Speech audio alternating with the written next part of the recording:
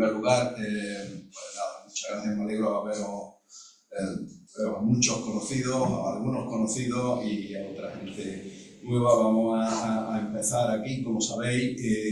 Bueno, está pensada como una charla coloquio de una serie sobre el viaje, que se llama 5 miradas sobre el viaje.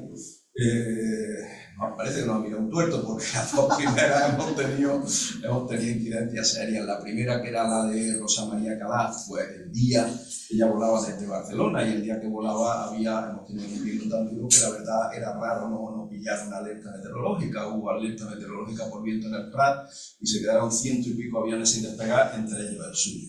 La opción que le dieron era 2 días después y ya pues no podíamos reprogramar la charla porque bueno, pues la agenda de la Ateneo es incesante, por así decirlo, no da tregua a meter entre unas cuestiones y otras.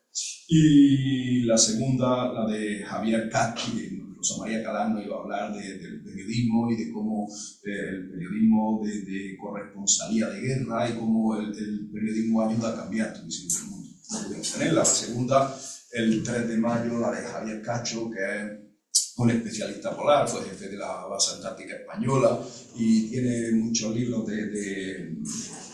digamos, de exploradores polares. Pues un asunto familiar grave, muy grave, la forma fatídica de enfermedad hizo que se tuviera que quedar en Madrid, que venía desde Madrid, así que hemos tenido, pues, de momento vamos 2 a 0, ¿no? 0 a 1. Hoy ya parece que vamos a hacer 2 a 1, hoy vamos a hacer 2 a 1, ya si Dios quiere, ¿no? Así que, bueno, pues hoy encantado de tener aquí a Faustino. El 22 de abril tendremos una siguiente charla que espero que se dé. Se llama la literatura en el viaje y el viaje, y la literatura de viaje y el viaje en la literatura. La da Manuel Ángel Vázquez Medel, lleva talleres de poesía, es profesor de la Universidad de Sevilla, especialista en literatura, poesía, es también miembro de la Academia de Bellas Artes de Granada y es un especialista en literatura de viaje, así que yo creo que nos va a dar una charla muy bonita. El 22 de abril hace un gran esfuerzo por venir en plena semana, en plena Feria de Abril de Sevilla, que es la feria coincide con la Feria de Abril de Sevilla. Y el 7 de mayo tendremos a José María Montero, que como sabéis es periodista de Canal Sur y tiene hecho una serie de documentales, guionista y documentales de viajes. Tiene una serie de documentales que nos va a presentar sobre Kazajstán, sobre Mauritania, Senegal, Australia, Tasmania, en fin, bueno,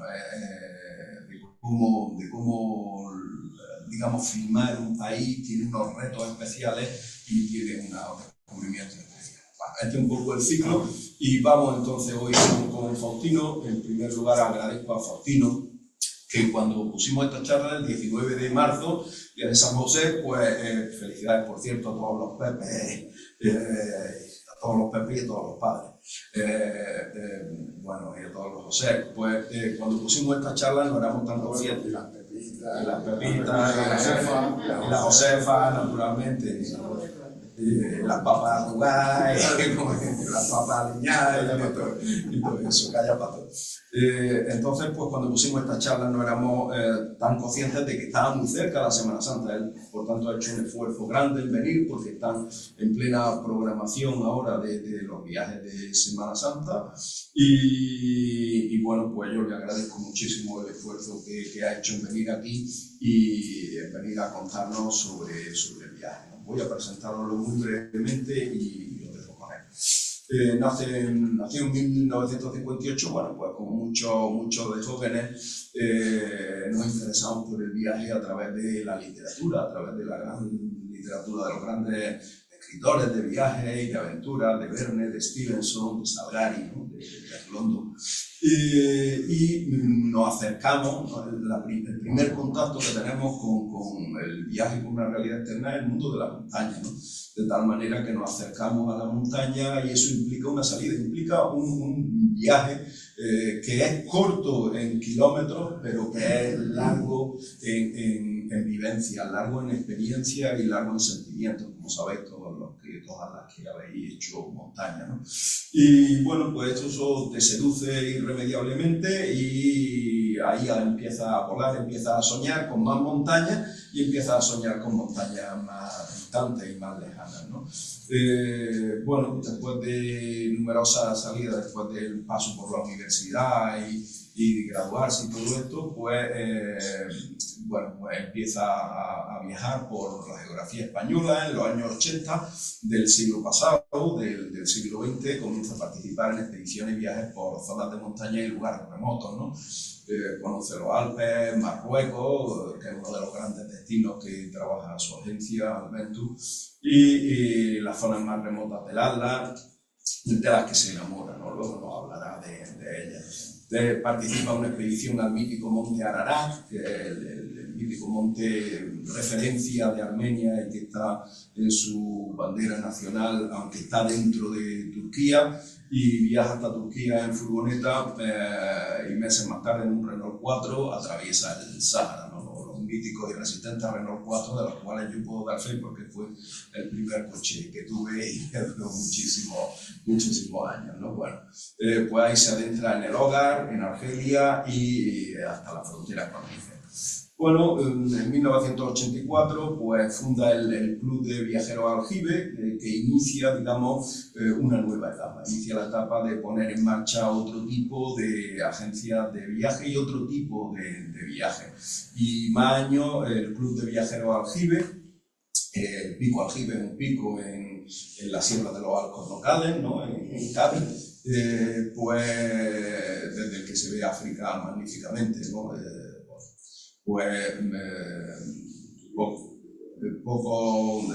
El germen de esta agencia, de este Club de Viajeros Aljibe, de la primera agencia de viaje especializada de Andalucía. Alventus tiene un sello andaluz, y de las primeras de España, con propuestas novedosas para la época, como viajes activos, viajes de naturaleza, es decir, típicamente para ver naturaleza, de trekking, con medios diferentes, se han especializado en rutas de bicicleta todoterreno, se han implicado en senderismo en gran parte de las montañas de Europa y en destinos remotos de África, de los Andes o del Himalaya.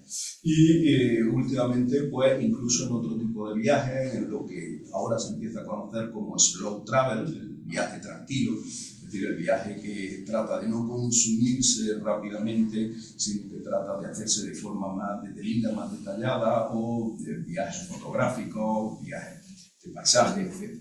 Desde entonces, pues la agencia que dirige, que fundó, que es Alventus, que luego se ha asociado, más que asociado, digamos, se ha fusionado con Años Luz Viajes, una agencia que también conocemos desde el siglo pasado, pues se especializa de lleno en los viajes activos, a pie, en bicicleta, que comienza pues una larga trayectoria hasta nuestros días, y desde entonces Faustino no ha dejado de viajar. Es un poco la parte que nos va a contar hoy, ¿no? Es decir, viajes que son míticos para todo viajero, ¿no? Las montañas de la Luna en África, el Ruwenzori, ¿no? El Kilimanjaro, o por ejemplo las grandes rutas que están un poco como rutas míticas de todo viajero, la ruta del Pamir de Dushanbe, que es la capital de Tayikistán, hasta Osh en Kirguistán. Bueno, él la hizo también desde Afganistán. Hoy desde Afganistán la ruta del Pamir es más difícil, pero todavía sigue siendo a día de hoy una ruta mítica de Dushanbe hasta Osh por el corredor del Wakhan, un río y una garganta profundísima que divide Afganistán de Tayikistán. Al lado de enfrente del río está Afganistán y a este lado está Tayikistán. O la Karakorum Highway, una ruta espectacular también que va por las montañas del Hindu Kush y donde se ha encontrado pues con grupos étnicos realmente singulares como los que ahora nos contarán, de tal manera, y todo esto pues también combinado con viajes en América Latina, en Perú, en Ecuador, en Chile, en México, en Venezuela, en Colombia, en el Himalaya, en la India, en fin, bueno, lo que se suele llamar un viajero pata negra, ¿no? Es decir, un viajero que ha abordado rutas no solo grandes, sino rutas míticas para todo viajero, y que la ha abordado desde la forma más directa posible, y con esa filosofía de un viaje implicado y conexionado, conectado con los grupos locales desde todo el punto de vista, ¿no? Bueno, pues últimamente está haciendo divulgación por el viaje, de lo cual yo me alegro mucho. Hace poco ha inaugurado una exposición en la Corrala de Santiago sobre fotografía en el Atlas, partiendo del fotolibro Atlantes que ha publicado, una selección de fotografías sobre 40 años de viaje. Es muy aficionado, a mí me encantan, ¿no?, cuando los publica, los cuadernos de viaje. Me gustaría poder pintar como él o tener la paciencia como él para hacer con acuarela, con dibujos, con pegatinas, con restos de los trocitos que uno va encontrando en el viaje, desde las coronas de la cerveza hasta los tickets de viaje. Pues ese tipo de cuadernos tan bonitos, y con el que ahora está preparando un libro resumen de los mismos, que sin duda pues yo espero ver pronto, porque soy enamorado de los cuadernos de viaje, declarando ya desde antemano mi dificultad para abordarlo a él. Bueno, pues este Faustino lo voy a dejar con él, que es el que va a contarnos hoy, y si os parece, pues luego lo dejo en la mesa y luego pues tenemos una pequeña charla con las preguntas que puedan haber quedado, con la duda o con los comentarios que tengáis que hacerle. Pues luego mantenemos un coloquio, si es que tenéis, si no, yo también tengo que preparar preguntas como para que escriba un libro, o sea que si no, pues luego ya arrancamos un poquito la charla. Bueno, muchas gracias, Álvaro. La verdad es que casi no me vas a dejar fácil para poder hablar, pero bueno, gracias. Pásate por aquí, si casi no. ¿Se escucha? Sí, sí. ¿Se escucha bien? Vale, pues nada más que darle. No, por ahí no, eso lo dejo. Vale, nada más que darle aquí. Presionándome. Ante todo, gracias por vuestra asistencia y gracias al Ateneo por haberme dado la oportunidad de poder hablar de lo que me gusta, que son los viajes. En realidad, lo que voy a hablar hoy es un poco el nacimiento de una idea que pusimos en práctica hace pues ya más de 40 años, ¿no?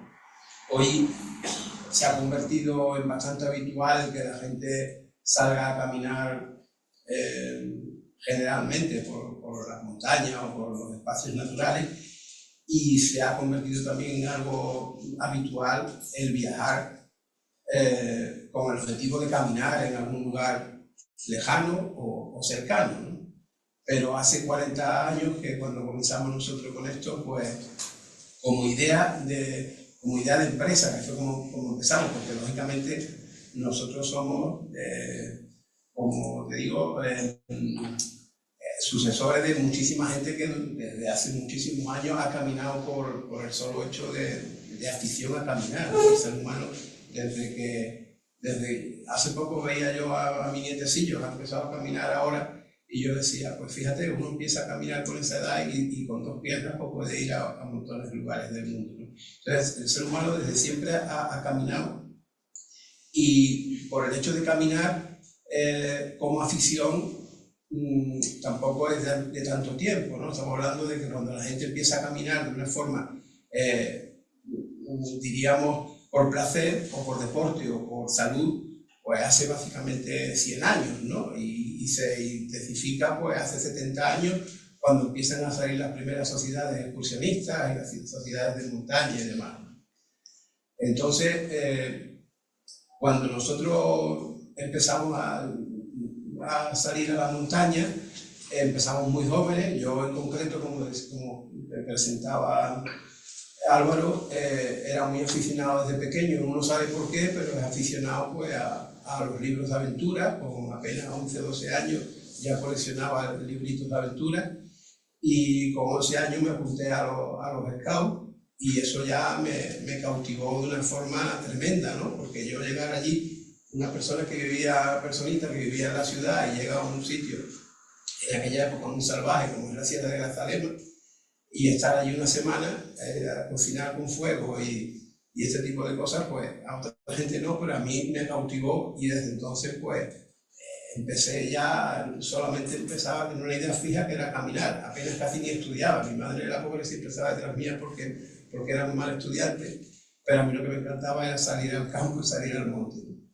Entonces luego con pocos años más me apunté a un club de montaña en Jerez y empecé a viajar en busca de montaña. Cuando uno va en busca de montaña pues tiene que viajar, ¿no? Y sube a una montaña y ve que hay otra un poco más lejos.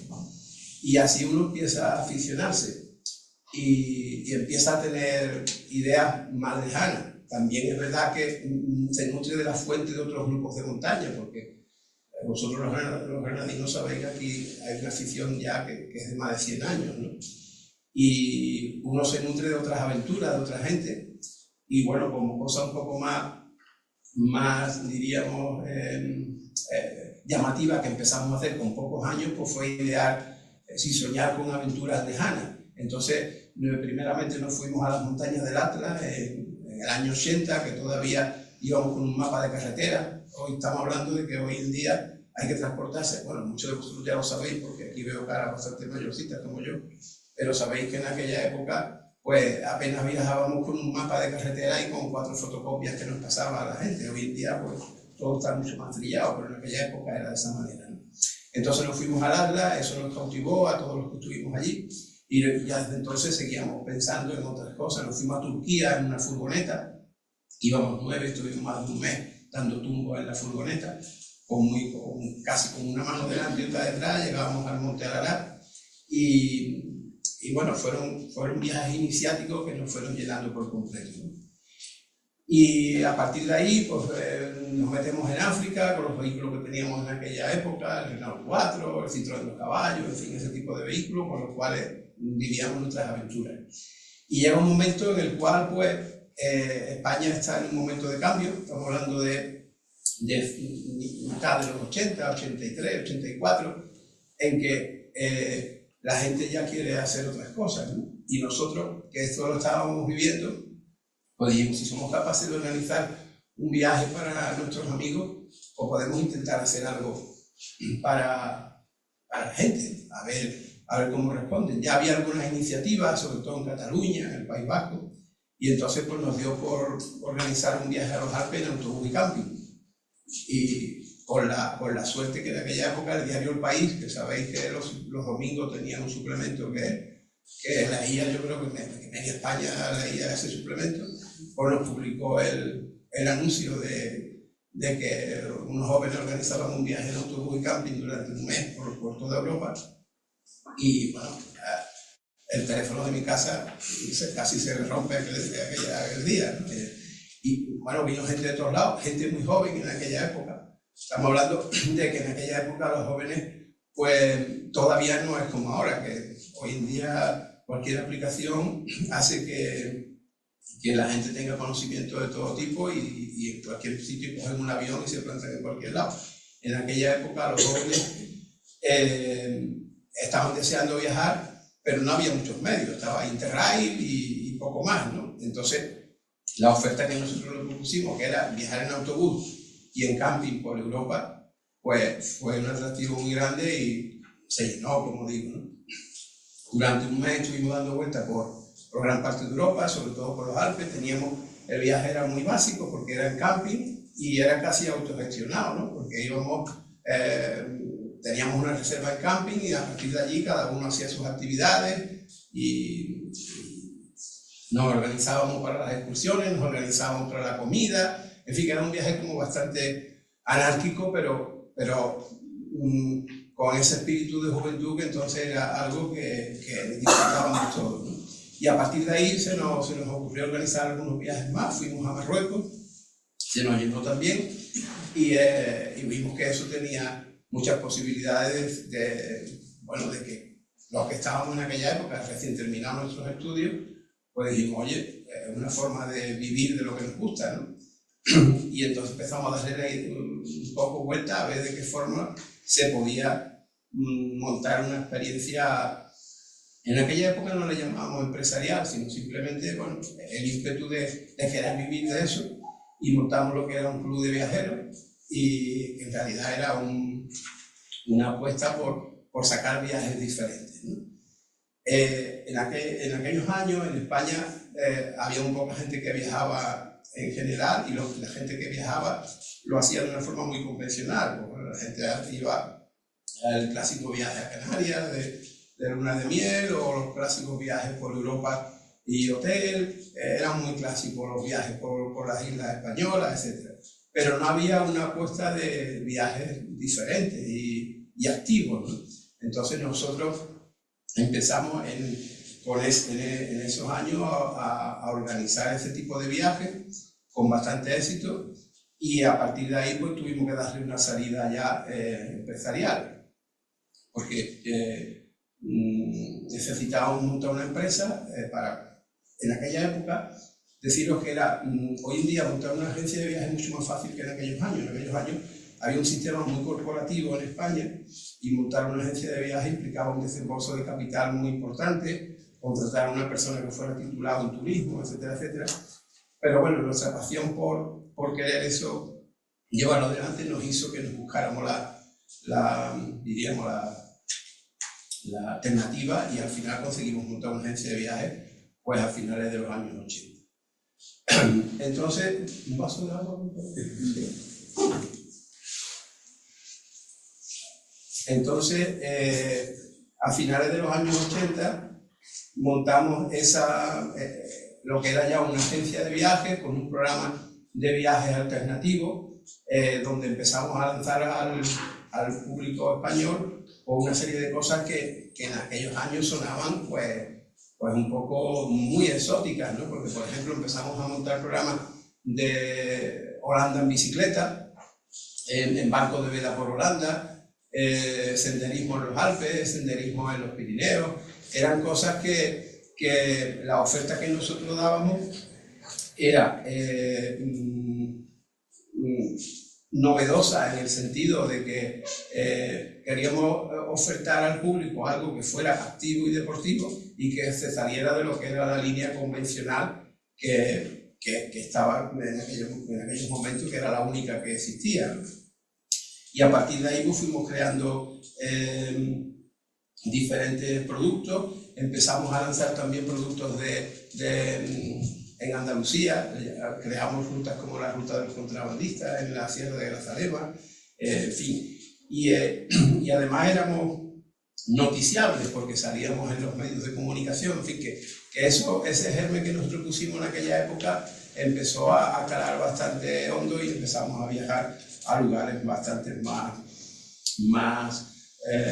con productos más lejanos, ¿no? Así empiezan los trekking en Marruecos. Hacíamos también algo que era subir al Cabo Norte en Laponia en autobús vivienda. Era una cosa muy curiosa en aquella época. Era un viaje durante un mes donde se hacía fondo común para la comida, donde se viajaba en ese autobús que era vivienda, como decía. Se llegó a hacer también los Estados Unidos de costa a costa, también con un autobús vivienda que se contrató a una empresa norteamericana. Y así empezaron también los primeros viajes por África, que fueron, ahora luego lo veremos, porque después de la charla que os estoy dando, vamos a ver una serie de imágenes de los viajes que nosotros hemos ido realizando. Y fueron viajes por África en aquella época muy rudimentarios, con autobuses bastante destartalados, por los cuales viajábamos por Kenia, por Tanzania, por todos estos sitios. Luego, ya a partir del año 2000, diríamos que nos vamos haciendo un poco más cómodos y un poco mayores. Nuestros viajeros se van haciendo de alguna forma más cómodos, y también van creciendo con la edad. Nosotros los primeros viajeros que teníamos estaban entre los 18 y los 30 y tantos años, y conforme van pasando los años, pues la gente se nos va haciendo bastante más mayor, ¿no? Y tenemos que ir cambiando un poco lo que son nuestros destinos, ¿no? Empezamos a desarrollar viajes donde ya seguíamos con las mismas premisas de hacer rutas de caminar y rutas de naturaleza, pero empezamos abandonamos la idea del camping, que ya empezaba nuestra gente a no demandarlo tanto, y empezamos a cambiar los productos por hacer productos más cómodos en hoteles y en otro tipo de instalaciones, ¿no? Al mismo tiempo, seguimos con el tema del camping, pero lo vinculábamos a gente muy joven, porque en aquella época trabajábamos mucho con la administración pública. Nos contrataban lo que eran viajes para jóvenes, que se vendían a través de los ayuntamientos y de las comunidades autónomas, Y con nosotros teníamos instalaciones fijas en los Alpes, en la Selva Negra, en Holanda, teníamos camping cogidos, allí teníamos montados nuestros campamentos y en autobuses la gente iba y venía, y durante 2 meses de verano pasaban cientos de jóvenes por estos lugares, ¿no?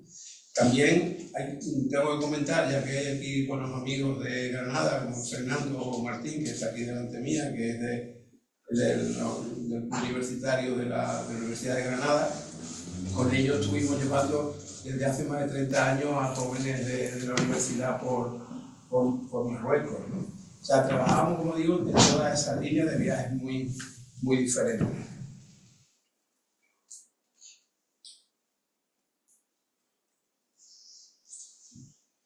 Y luego,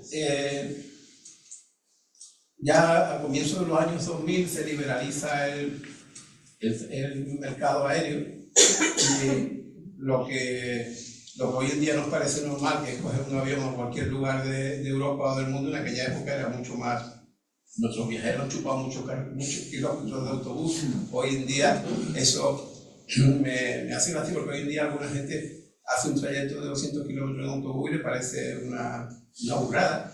Y en aquella época, imaginaros, nuestros autobuses salían de Sevilla, iban recogiendo gente en Madrid, Barcelona, y llegaban a Estambul y regresaban. Eran otros tiempos y otros momentos, pero eso se hizo.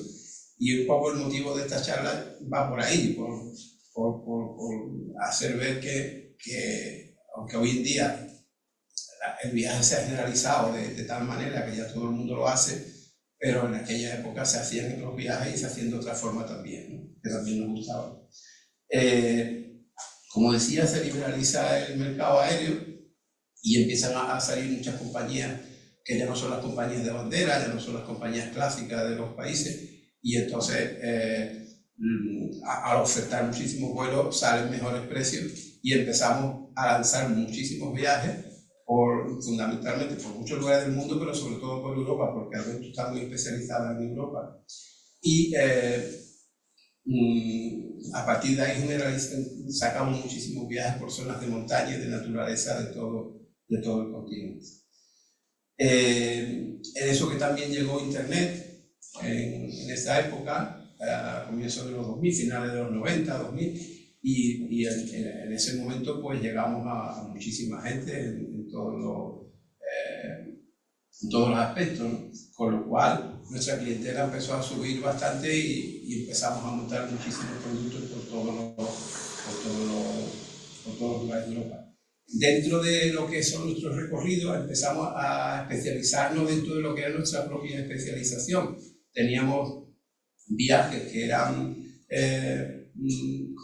que montábamos con esas premisas deportivas, de andar, de montar en bici, de todo ese tipo de cosas, pero ya a partir de ese momento empezamos a montar viajes mucho más por regiones, ¿no? Pues ya no se trataba de ir a Francia, a un determinado país, sino buscábamos una zona en concreto, pues hemos montado viajes pues, a Toscana, la Garfañana, la Selva Negra, los Tatras de Polonia, y así innumerables viajes de ese estilo, ¿no?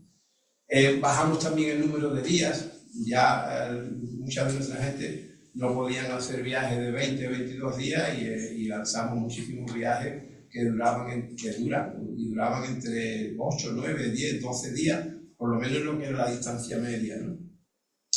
Empezamos a sacar también viajes por las islas. Las islas tienen una cosa, que es que en un pequeño trozo de territorio normalmente hay paisajes muy variados, ¿no?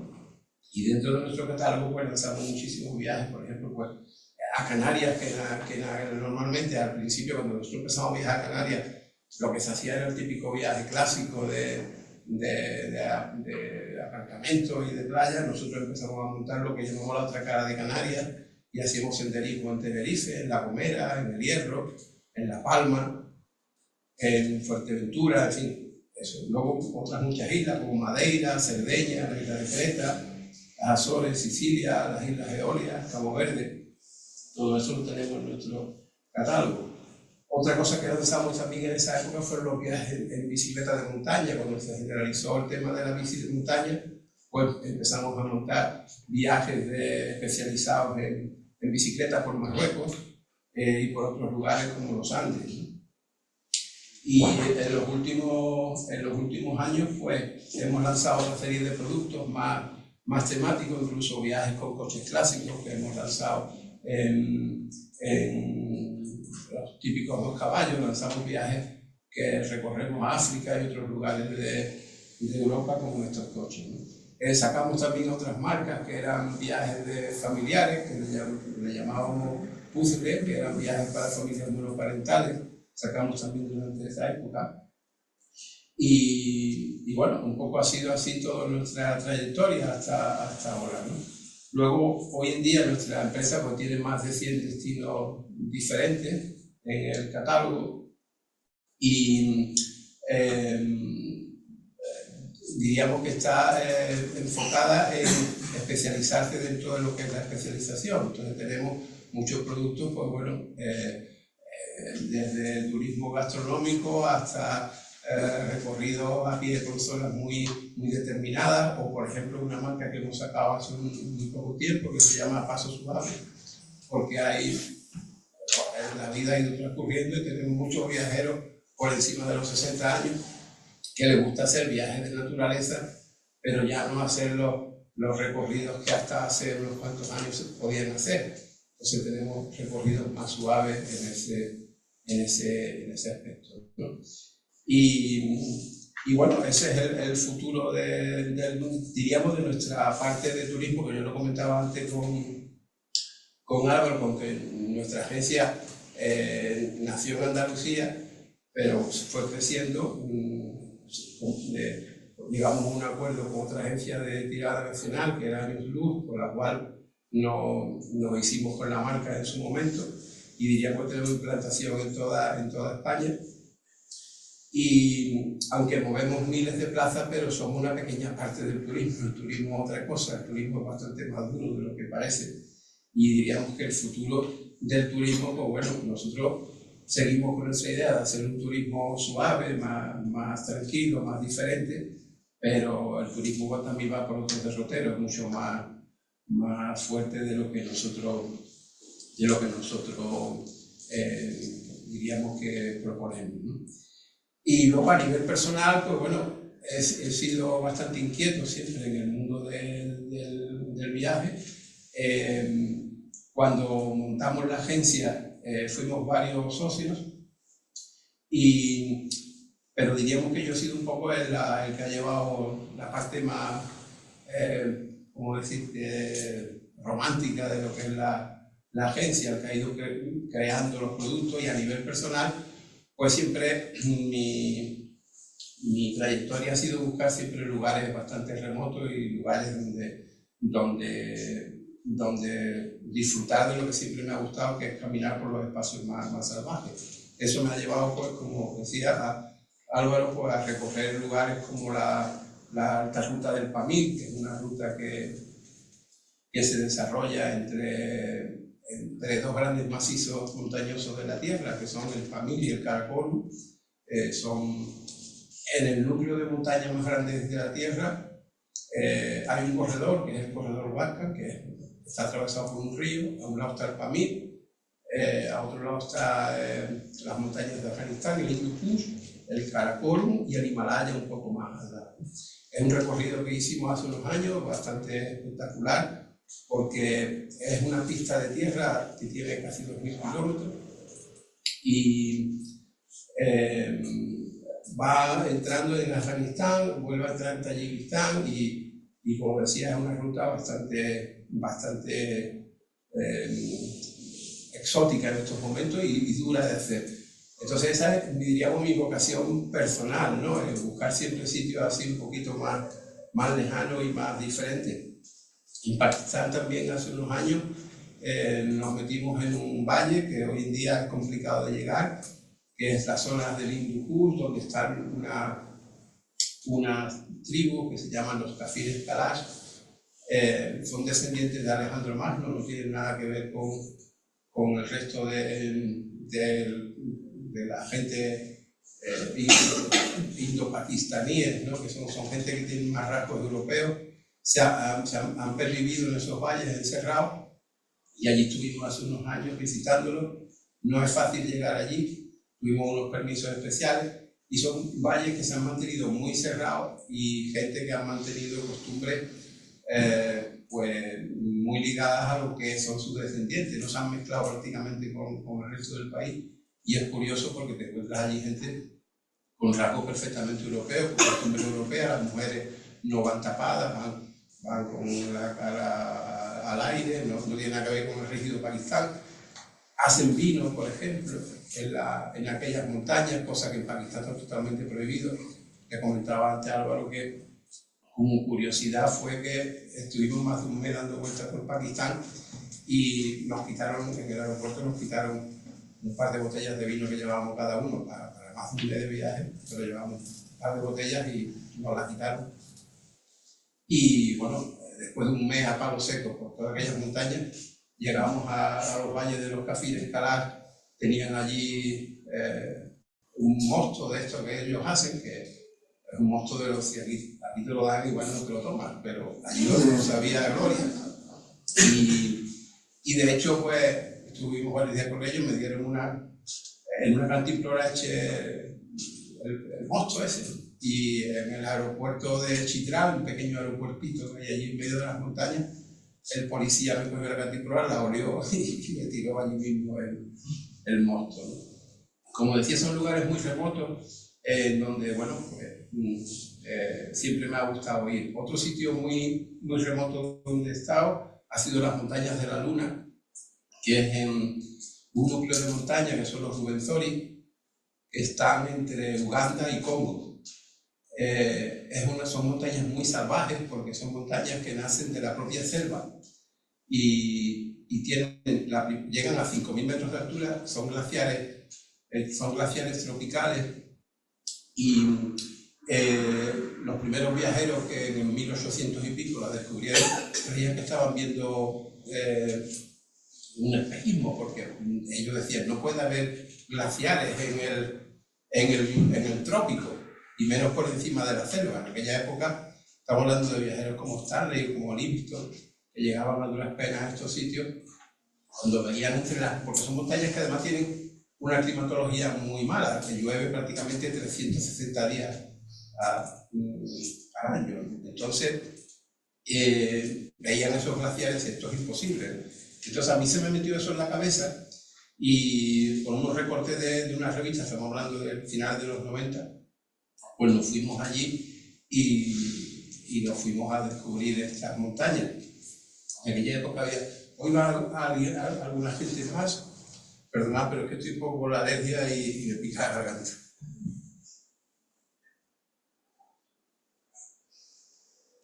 Hoy va alguna gente más por allí, pero en aquella época no iba prácticamente nadie.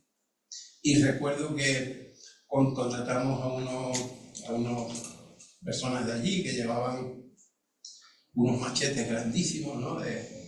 Y nosotros dijimos, ¿eso para qué lleváis? Y tal, ¿no? Nunca nos podíamos imaginar que iban a ir abriendo camino en la selva, ¿no? Y íbamos entre pantanos, cortando hierba, entre lianas, en fin, fue uno de los viajes más impresionantes que he hecho. Después de ahí fui a Kilimanjaro y me pareció que era un paseo comparado con lo que eran las montañas estas de la Luna, ¿no? Además recuerdo que el guía era un chico muy joven, africano, tremendamente serio, pero muy fiable, porque para entrar en esos sitios o vas con alguien fiable o allí te quedas. Y me acuerdo que le decíamos, mañana, ¿qué tal la ruta? Baluca se llamaba. Mañana peor. ¿Cómo va a ser peor? Pero si ya hoy estamos que no podemos. Todos mojados, la ropa, guardábamos en una bolsa la ropa de plástico metida en una bolsa de plástico, nos la poníamos por la noche seca, pero por la mañana nos volvíamos a poner la mojada, porque es que siempre nos mojamos. Y mañana peor, y así era, al día siguiente peor. En fin, que son viajes que he ido buscando, que sigo buscando. También no hace mucho estuvimos en Colombia, cuando la gente nos decía, pero voy a ir a Colombia con el tema del narcotráfico, con el tema de los terroristas de las FARC y todo esto. Bueno, nunca he sido una persona que haya ido a lo loco a los sitios, porque si vas a lo loco es muy probable que no vuelvan. Pero sí es verdad que me ha instruido, y eso lo digo si me sirve de ejemplo para vosotros, hay que instruirse y saber que la FARC en ese caso estaba a 30 kilómetros de distancia de donde nosotros estábamos, y donde nosotros estábamos en principio no estaba en la FARC, por lo cual hay que llevar esa documentación y hay que saber que te tienes que meter en sitios donde realmente puedes, ¿no? Pero bueno, si lo dices aquí, pues dices, ¿vas a ir allí? Bueno, fuimos, ¿no? Y fuimos a un lugar que llaman la Ciudad Perdida, que son unas ruinas como pueden ser tan impresionantes como Machu Picchu, pero que conocen muy poca gente. Y durante 5 días caminamos en selva hasta encontrar esas ruinas, ¿no? Otro sitio donde estuve que también me encantó y que es un sitio también muy remoto fueron las montañas de Etiopía. Ahí fuimos cuando ébola, acordaros de las epidemias de ébola, pues la gente decía, vais a ir allí, pero si hay ébola en África. Pero es que claro, digo, el ébola está más cerca de España que de Etiopía, porque el ébola estaba en Sierra Leona, que está a 4.000 kilómetros o 5.000 kilómetros de Etiopía, y nosotros igual estamos a 5.000 kilómetros de Sierra Leona, desde aquí, ¿no? Con lo cual, allí estuvimos, y es para mí uno de los países más impresionantes que quedan en África, porque se han mantenido es el único país de África que no ha sido colonizado. Hubo una aventura italiana colonial en los años 40, pero que les salió muy mal a los italianos. Y ellos mantienen es una pena porque es un país que ahora está en guerra, pero bajo mi punto de vista uno de los países más interesantes de África, ¿no? Y bueno, pues un poco eso es lo que hemos venido haciendo, lo que seguimos haciendo todavía mientras que las piernas no aguanten. Yo soy más de que me preguntéis y más que soltaros las chapas, porque a veces no sé hasta qué punto doy el tostón con esto de los viajes, ¿no?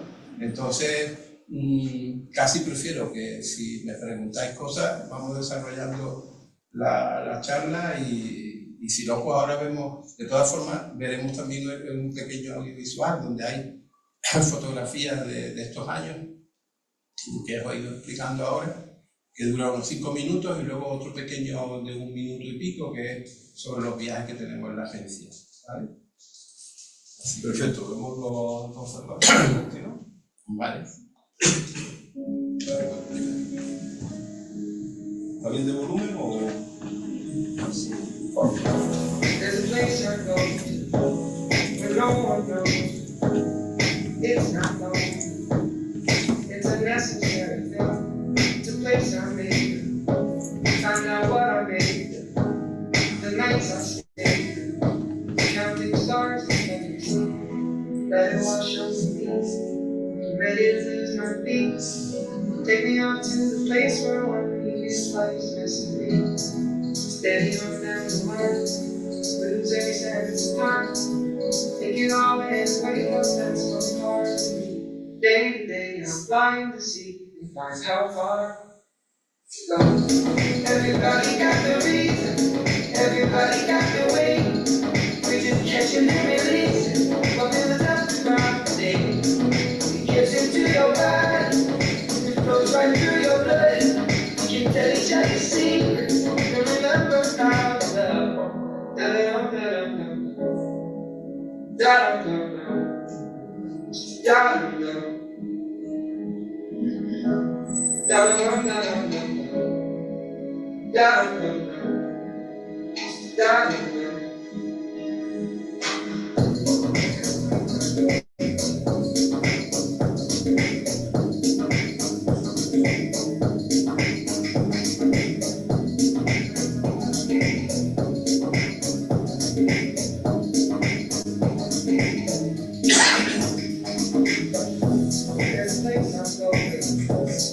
No one knows. If I breathe through slow, let it out and let it in.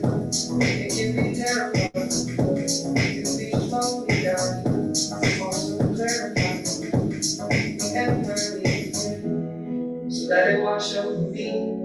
I'm ready to lose my feet. Take me out to the place where one reveals life's mystery. Steady on down the line, lose every sense of time. Take it all this way, cause that's so hard to me. Day to day, I'm flying to see and find how far to go. Everybody got the reason, everybody got the way. We're just catching and releasing what builds up throughout the day. Gets into your body, flows right through your blood. Can tell each other secrets, and remember how to love. Da da da da da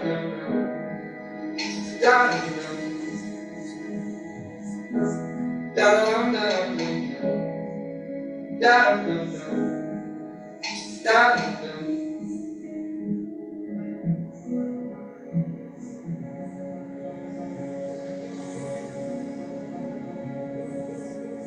They made a statue and put it on a mountain top. Now tourists come and stare at us. Blow bubbles and they're gone. Take photographs of one.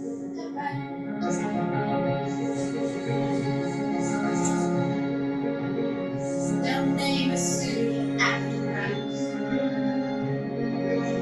And later say it's all our fault. The no gives talking to. The no gives talking to. 'Cause they've got years of experience.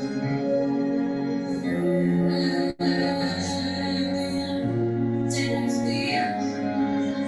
Rummaging for answers in the pages.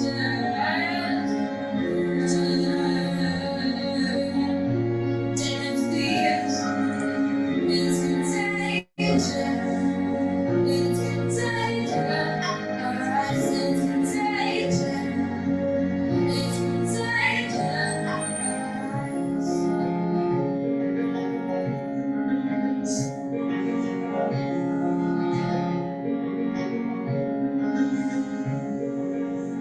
We wear our scars just like roses. The marks that want eternal sleep. And our hearts are like yours. New ones are still that we can keep.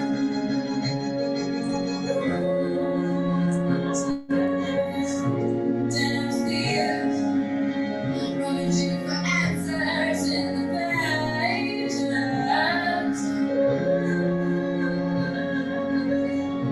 Damn fears. It's contagious. It's contagious. It's contagious. It's contagious.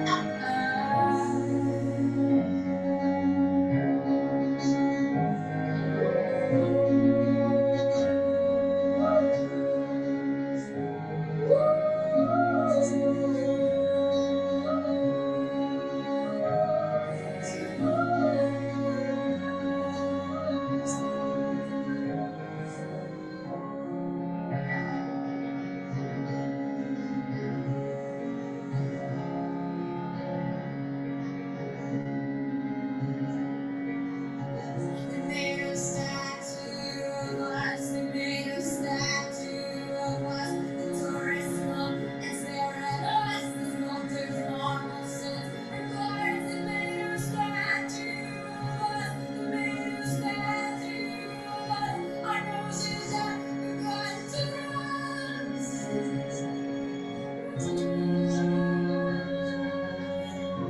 Didn't fears.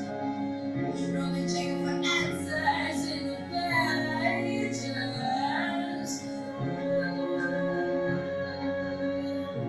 Didn't fears. It's contagious. It's contagious. It's contagious. It's contagious.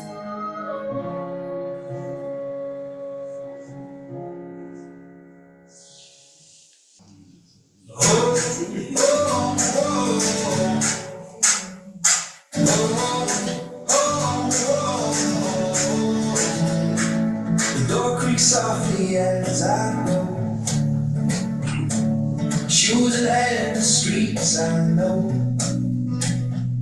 The sunlight falls upon my face, 1,000 roads I long to chase. Windows wave like they understand the quiet heartbeat of this wind. I take a breath, I start to run the journey away. As we go.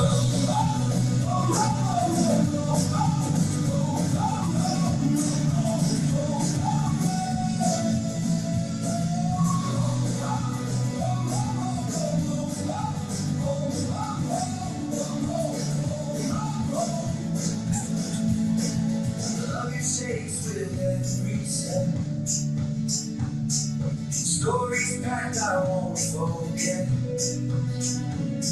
If you see a piece of me fly by,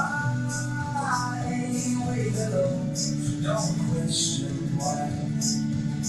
The streets I know fade in the rain. New horizons come with me. I carry the world, I carry home, and in my heart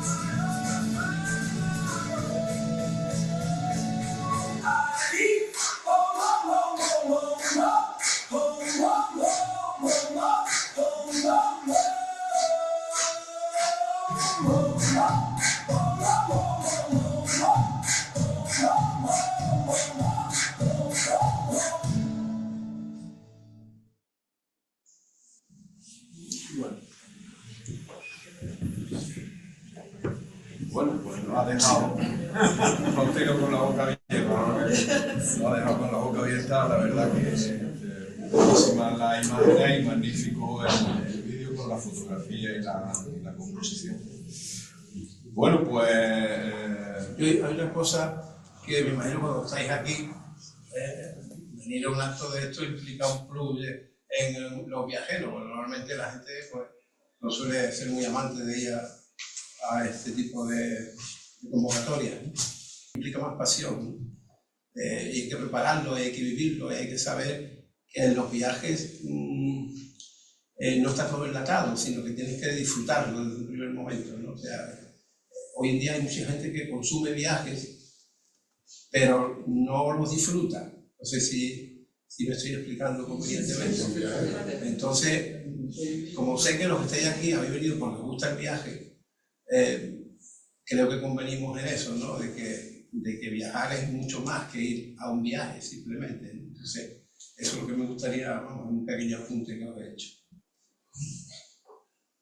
Y yo antes hablaba con él un poco en ese sentido, ¿no? De que el viaje se ha, en estos últimos decenios, ¿no? Se ha hecho mucho más rápido, ¿no? Un producto más empaquetado, más de consumo, ¿no? Que hace 20 años los viajes eran de 2 a 3 semanas, normalmente, incluso los programados, ¿no? Por supuesto, los que uno hacía por su cuenta, cuando salía, por su cuenta te ibas para Lomeo, para todas las vacaciones que tenías, ¿no? Pero incluso los programados antes eran 2 a 3 semanas y ahora es difícil encontrar un viaje de 2 o 3 semanas, y si se encuentra un viaje de 2 o 3 semanas es a precio normalmente disparado, y ahora los viajes se han reducido en tiempo, pero no solo se han reducido en tiempo, yo creo que la duración del viaje no solo depende del tiempo, sino que depende un poco de cómo se viva, ¿no? Del ritmo, de la intensidad, y son viajes muy empaquetados, ¿no? Donde digamos, la noción de viaje tranquilo se pierde y se apuesta por un viaje rápido, un viaje de consumo, donde los grupos tienen que entrar rápidamente a ver este monumento, la otra cosa, y digamos, esta es una línea digamos, de color un poco que yo creo que Adventure trata esforzadamente de mantener, porque no es fácil remar contra el mercado, no es fácil remar contra lo que ofrecen todas las agencias, pero esta es un poco una línea que yo creo que Adventure... Nosotros estamos en esa línea del viaje un poco más lento, más tranquilo, más diferente, pero que duda cabe, el mundo del turismo hoy en día se ha generalizado. Hoy en día parece que si no viajas pues no eres nadie, entonces pues hay muchísima gente, vamos, yo lo digo, yo vivo de los viajes, no estoy echándome tierra encima de mi tejado, pero sí es verdad que lo que apreciamos es a los viajeros que realmente viajan porque quieren disfrutar de un determinado sitio, no porque quieren coleccionar ese viaje. Entonces, a los que estáis aquí, si os sirve mi recomendación, que estoy seguro que posiblemente los que están aquí pues ya esto lo saben, pero si sirve la recomendación, pues el viaje hay que disfrutarlo desde antes, porque uno lee y disfruta y sueña con un mapa lo que va a ver, hay que disfrutarlo en el lugar y hay que disfrutarlo después, no quemarlo rápidamente. Eso, bajo mi punto de vista, no tiene mucho sentido, pero bueno, es verdad que hoy en día pues las cosas son un poco más rápidas y hay gente un poco para todo. Pero esa es un poco la recomendación y un poco el viaje un poco a lo que es la antigua usanza, ¿no? Al disfrutarlo tranquilamente, no estar viviendo el sitio en concreto, no coleccionando y corriendo cosas para decir, oye, me voy a un viaje y voy a ver todo lo posible, ¿no? Hay un día que te apetece simplemente estar sentado tranquilamente, pues viendo a la gente pasar, ¿no? Y no tienes por qué estar haciendo cosas constantemente. ¿Hay preguntas? Bueno, en torno a esto que estáis comentando, una anécdota, ¿no? De que, bueno, los tiempos han cambiado, las personas somos distintas, nuestras vidas son distintas, y la anécdota viene porque le comentaba una vez a un guía en un viaje de esto de aventura. La palabra aventura está en la génesis de todo esto, es una forma de vivir, ¿no? Y le preguntaba, digo, qué lástima que no sea un poquito más largo, ¿no? Decía, mira, 8 días es lo máximo que aguanta la gente sin matarse. Eso ya es demasiado extremo. No, porque hoy en día no aguantamos nada. Es decir, tú 8 días haciendo un viaje donde hay que hacer de comer entre todos, donde fui un poco colaborativo, pues, ¿sabes? Surge el roce y surge. Pero mi pregunta fundamental, y ahora me contesta, va más encaminada a esa parte de aventura que yo siempre me ha gustado y no he podido hacer, porque quería yo preguntarte qué componente importante supone el tener un estómago fuerte, o la salud lo mínimo, ¿no? Es decir, que estar bien, porque hoy en día si te sacan de cualquier sitio, te ponen malo, incluso en Etiopía te montan en un camión y te sacan de Etiopía, sacate, y lo sacas y está en 2 o 3 días está en un hospital occidental con todos los medios, ¿no? Y hoy en día casi es muy raro un sitio tan remoto que no puedas estar en 3 o 4 días en la tienda, ¿no? 3 o 4 días después por ahí. Bueno, eso no, a ver, esa cosa, pero el estómago para una persona que no, pues claro, la alimentación la cambias totalmente, la agua, por más, hoy en día hay embotellado en todos lados, pero embotellado puede ser de grifo perfectamente, ¿no? La botella, ¿no? La primera vez que estuvimos nosotros en Nepal, no había agua embotellada. Había unos recipientes y había la piedra pómez, y sabe que las amebas se quedan en la piedra y no pasan. Entonces íbamos rellenando las cantimploras en todos los sitios, que había muchos sitios donde había ese tipo de recipientes. Y en otros lugares pues llevamos siempre las pastillitas estas famosas, ¿no? Para purificar el agua. El tema de los viajes a sitios remotos, a ver, todo el mundo que viajamos, como te digo, cuando eres joven lo piensas menos, cuando empiezas a tener ya una edad pues lo piensas más. Pero yo siempre digo que esto es como, una vez que te lanzas, es como, yo creo, vamos, si vale el símil es como el torero, cuando te lanzas allí, eso es lo que hay, ¿no? Estás enfrente y ya no piensas. Entonces, cuando viajas a un sitio de estos remotos, no lo piensas allí, porque si lo piensas allí no vas, porque entonces te apodera el miedo. Si tú estás en la Pamir Highway o estás en un trekking a 5 días en un sitio determinado, sabes que si te da una gastroenteritis mala o te da un apendicitis, pues allí te quedas, ¿no? Pero bueno, son un riesgo que a veces tienes que asumir. Es verdad que cuando somos más mayores ya eso lo vamos pensando más. Y no es lo mismo, decía cierto escritor, creo que era Evelyn Bau, decía, cuando uno tiene 60 años es demasiado viejo para la selva y demasiado joven para los balnearios. Pero bueno, yo siempre he procurado huir de eso, siempre he procurado huir de eso. Pero que una vez que eso se piensa, ¿qué estómago tienes que tener? Pues bueno, quizás porque uno estuvo desde los 11 años comiendo de mala manera en los campamentos, pues uno tiene el estómago bastante hecho, ¿no? Pero bien es verdad que en determinados sitios tienes que cuidar la alimentación y tienes que ser prudente, ¿no? Nosotros se lo decimos cuando vamos de guía con los propios viajeros, pues lógicamente en determinados países pues no puedes comer ensalada de un puesto callejero, hay que comerlo todo cocido o frito y tener un poquito como te digo, de miramiento con ese tipo de cosas. Y lo otro, ya te digo, es un poco haber estado a una persona que nunca ha viajado a lugares remotos, decirle con 60 años o 65, pues lo asume. El año pasado, por ejemplo, mira que eso es un sitio que no... Y además íbamos con los Citroën, esto que habéis visto aquí. Estamos en Iminchil, que es un sitio muy remoto del Alto Atlas, pero que con un coche sales a una ciudad en horas, ¿no? Y sin embargo había una pareja de médicos ya mayores que por la mañana, cuando ya nos íbamos, decía: he estado toda la noche sin dormir porque me daba miedo que me pasara algo aquí, eran médicos. Yo decía, bueno, pues bueno, estás aquí a unas horas y con un vehículo, ¿no? Pero quiero decir que eso depende, es muy subjetivo, ¿no? El miedo es muy subjetivo y lo que sí es verdad que conforme vamos cumpliendo años, pues nos vamos planteando, pues bueno, no es lo mismo.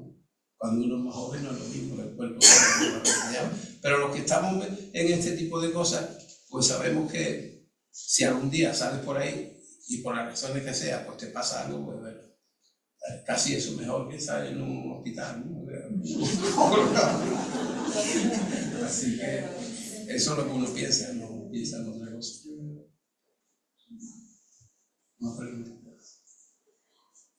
Yo tenía mucha curiosidad en saber cómo estáis planteando el tema de los eclipses. Aquí unos cuantos estamos muy entretenidos preparando actividades para los eclipses y a mí me interesa mucho saber desde una agencia como la vuestra, que tiene un planteamiento pues, más sosegado de las actividades, como más experiencia, integrando experiencias culturales, no solamente el viaje en sí mismo, el movimiento.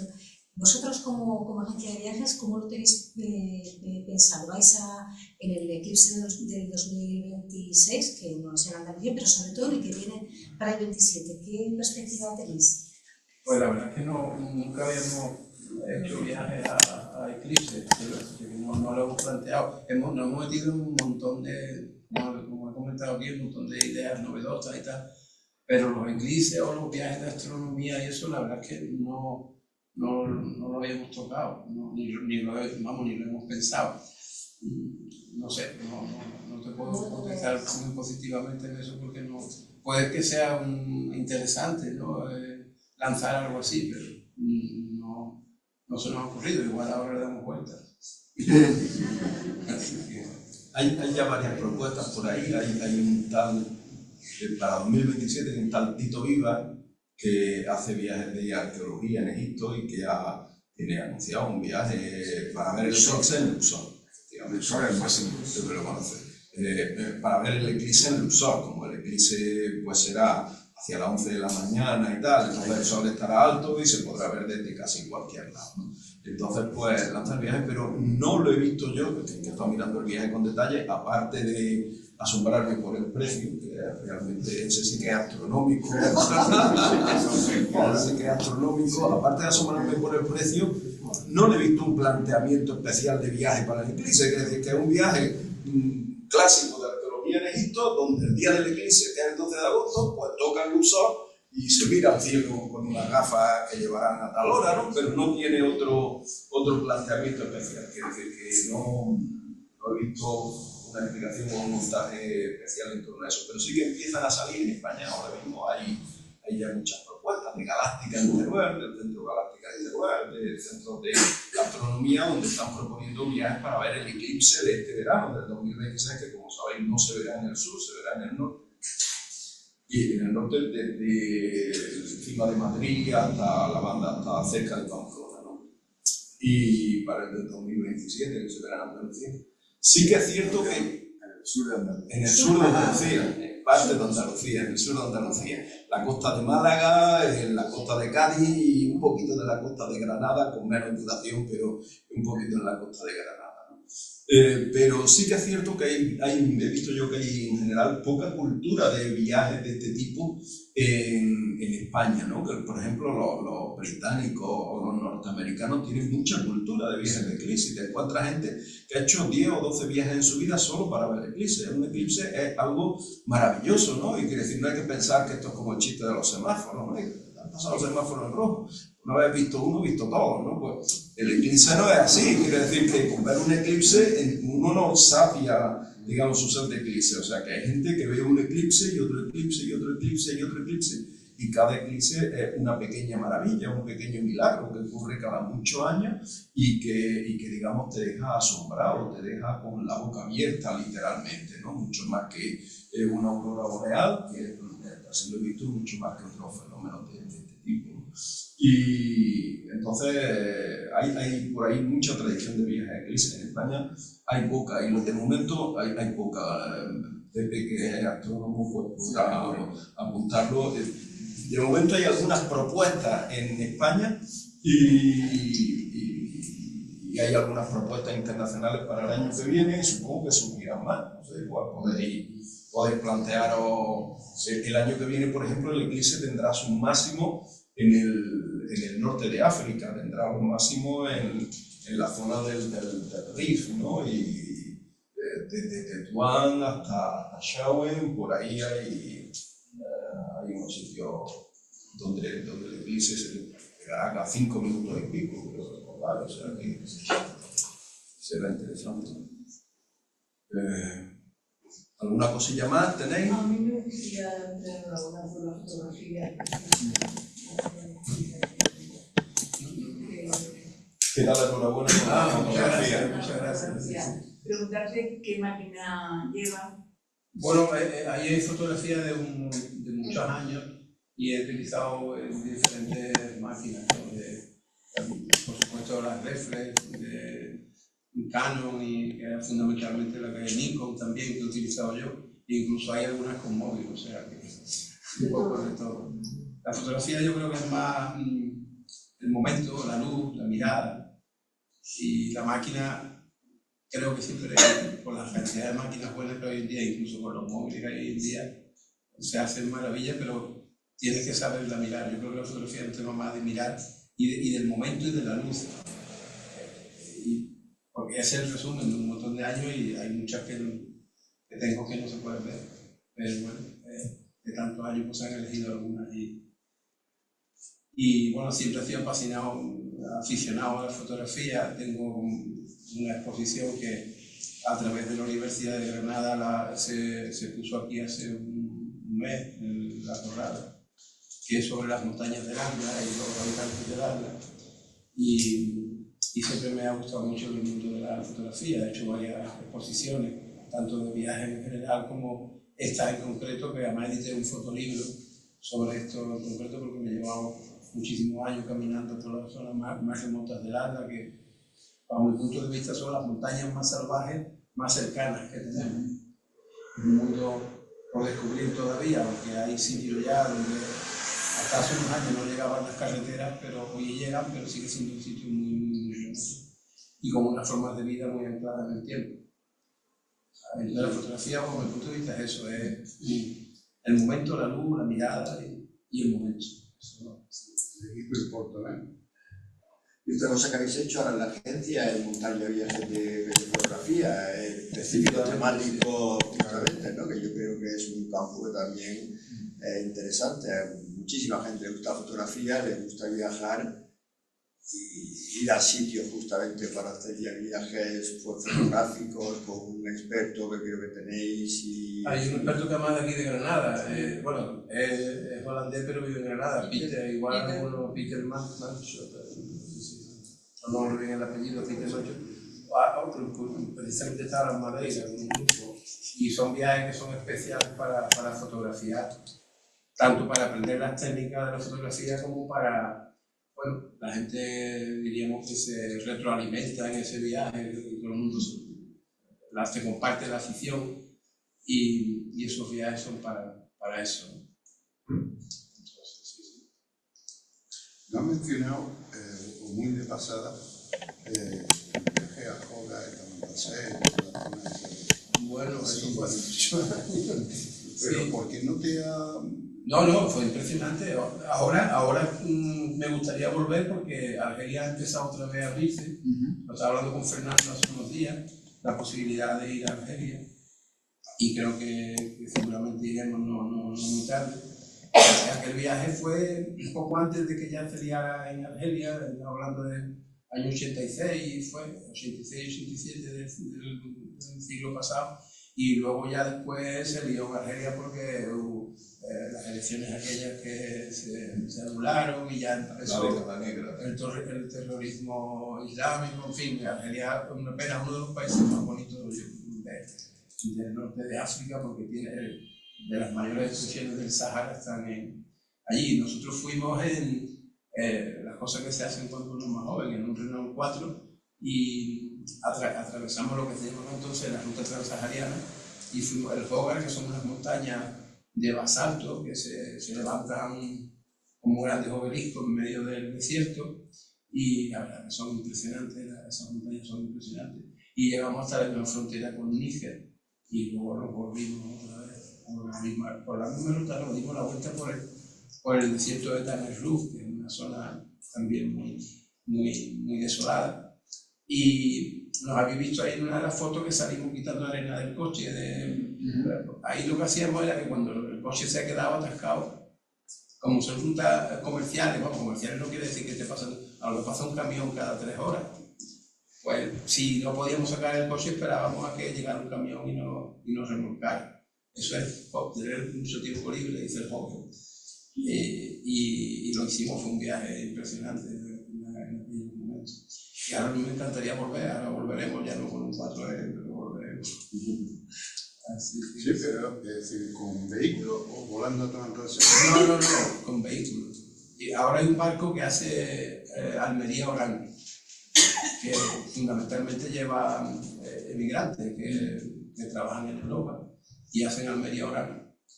Y ahora ya Argelia está concediendo visados turísticos y si lo haces a través de una agencia local que a determinadas zonas te ponen un militar que va con el grupo. En otros lugares te dejan libre, pero en determinadas zonas pues ponen un militar. Pero yo creo que ponen el militar más por confianza que por otra cosa, porque si supiéramos que hay posibilidades de atentado, pues en principio no iríamos, pero bueno, de momento parece que está bastante tranquilo toda esa zona. Sí.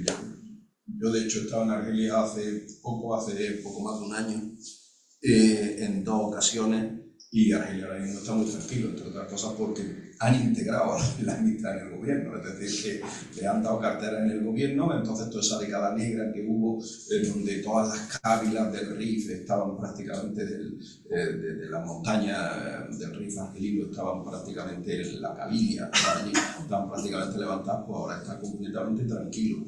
Realmente ahora en Argelia los problemas están en la frontera sur con Níger. La frontera sur con Níger es la que está intransitable, no se puede atravesar, no se puede pasar y nos recomiendan ir mucho más abajo de Janet, ¿no? En la ruta del Hogar o de Tamanrasset, la del Tamanrasset.